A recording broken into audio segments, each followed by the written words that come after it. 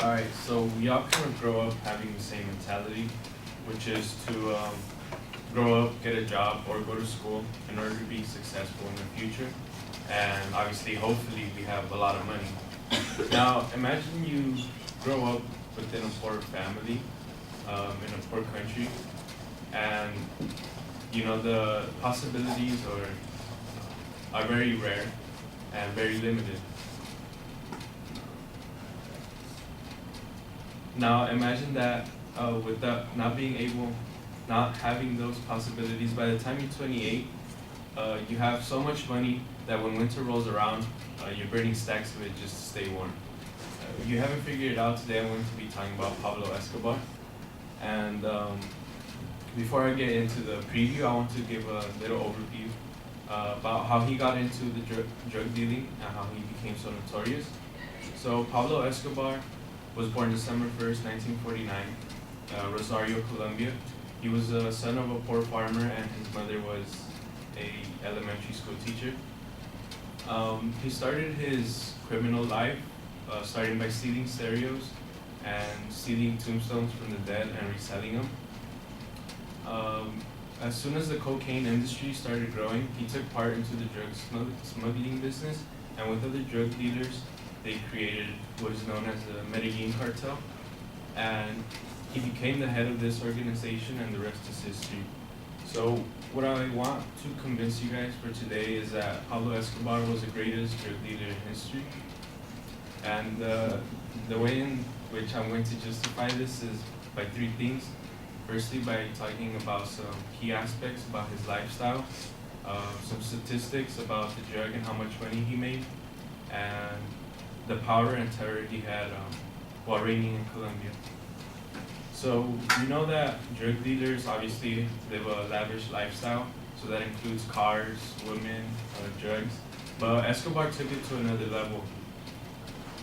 He created his Hacienda Nápoles, which is kind of like a big hometown, which had a few plane landing strips, but the key aspect of this was that he had his own zoo, something that many other drug dealers, or none of the drug dealers, had at that time.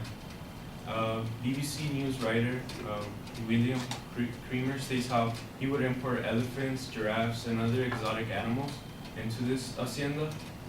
And like I said before, it wasn't something that other drug dealers had done up until the 1990s, which Joaquin El Chapo did, so following his footsteps. Another aspect of his life was that during that time, the U.S. was trying to sign a treaty with Colombia to get him extradited into the U.S. To go into trial. But what Pablo did was that he made a deal with the Colombia president to go into prison and stay in Colombia, but he built his own prison. And I don't know about you guys, but not many people have the capability to build their own prison and stay in there. And one of his assassins, Joaquin Popeye, he's still alive today, states that that prison was basically a joke because there was money, parties, prostitutes, everything they had. So it wasn't something that many drug dealers are able to do. For example, the most notorious drug dealer today is Joaquin El Chapo Guzman. He escaped prison twice, but he never was able to build his own prison. So Escobar had the luxury to stay within his own prison, stay happy, and still be able to kind of run his Medellin cartel. And then obviously, for all this to happen, you need to have the money for it. And Pablo Escobar at his peak had an estimated net worth of about $30 billion. And all these statistics are coming from Business Insider. And $30 billion is a lot of money. And that's not counting the $2.1 billion that they lost each year. And that was due to him either burying it or just trying to hide it from the police. To put that into perspective, like I said before, Joaquin El Chapo, the most notorious drug dealer today, is only worth about $16 billion. So that's almost double of what he's worth.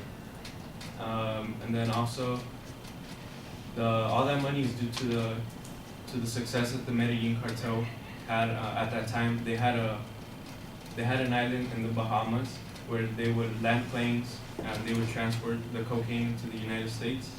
And at that time, they were importing about $420 million worth of cocaine into the United States.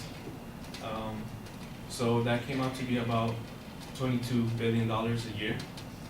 And what's crazy about it is that at that point, all the 80% of the cocaine in the United States was run by Pablo Escobar, and in the world, about 84% of all the world cocaine was also run by his cartel. Lastly, I want to talk about the power of, obviously a lot of drug dealers are known for being violent, but he took it to another extremity by planting car bombs in people's cars and exploding up places. He's known to be responsible for about 10,000 deaths of narco trafficking. 10,000 deaths is, like I said, putting into perspective into today's most of Chapo, he's only considered to be worth about 3,000 narco trafficking. So that's like a lot of more deaths caused by him. So yeah, in conclusion, I'm not trying to justify that what he did was right, but there's no denying the fact that, you know, what he did was pretty incredible and puts him in another shelf, I guess, that people won't, it'll be hard to tie.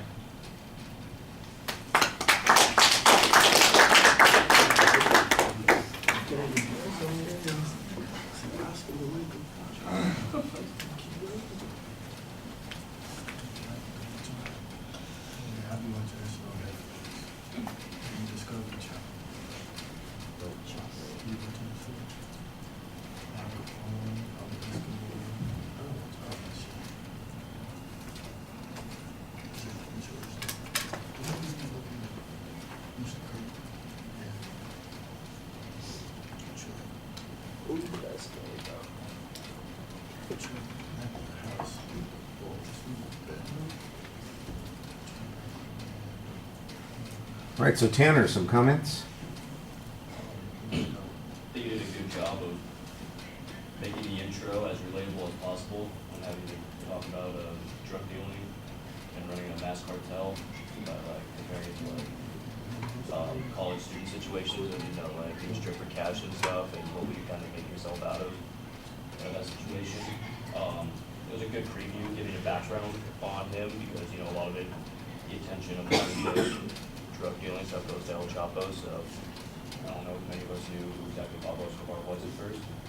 And you drew good comparisons between him and other people to show like what put him in a different level than them by saying like, oh yeah, he owned his own zoo and made his own prison and stuff like that.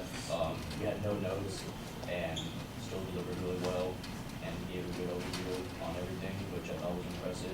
The citation of the sources came out that they were still there, so I think you did a very good job.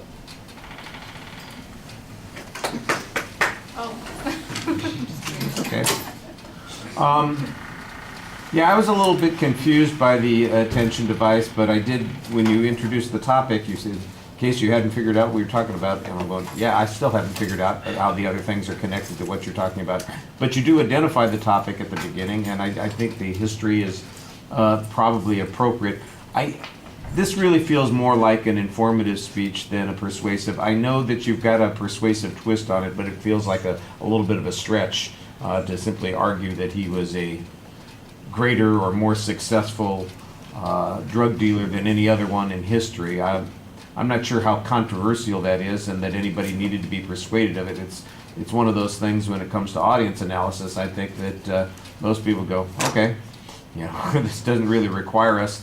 It's like saying, Hawaii is a beautiful place. Okay, why is this an argument? Why is this something that I need to be convinced of? It really feels, like I said, much more informative in nature. I think it's interesting, and it's well organized, and you do cite sources in a number of places, which I appreciated. You had good detailed information. That I think is helpful. I think at the end, you kind of say, well, I'm not trying to justify this. I think maybe you could make that argument a little bit earlier in the speech, at the beginning, because I think there might be a turn-off factor on this. It sounds a little bit like you're glorifying this lifestyle, and you don't want to come across as glorifying the lifestyle. What you want to be telling us is, this is the most ridiculous thing that happened, that this person had all of this power, had all of this money, had all of this success, and did it in a way that was flamboyantly ridiculous and flouted people's lives and the laws of the countries that he was affecting. And, like you said, 10,000 people are dead because of him. He probably didn't personally kill all 10,000, but he maybe ordered them, or they're related to his business relationship. And you go, this is one of those things where you say, this is a reprehensible human being, and the argument that he's more reprehensible than somebody else but more interesting than somebody else, like I said, it's a hard sell as a persuasive speech. Like I said, it's interesting though, and I think you find a lot of interesting things to tell about it. All right, thank you.